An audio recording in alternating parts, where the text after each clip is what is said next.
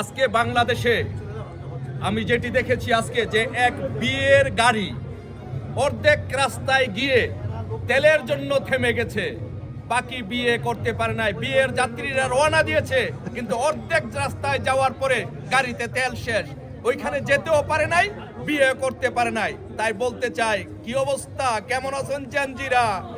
আপনারা যে আসিফ নজরুলের মিথ্যা প্রবঞ্চনায় যে বাংলাদেশে 26 লক্ষ ভারতীয় চাকরি করে, এরকম মিথ্যা কথা বলে আপনাদেরকে আন্দোলনে নামিয়েছে।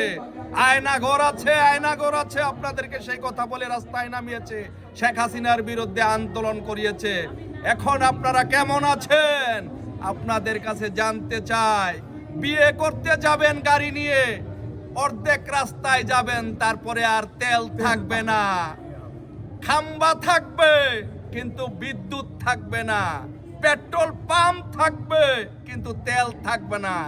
এই হচ্ছে বর্তমানে বাংলাদেশ।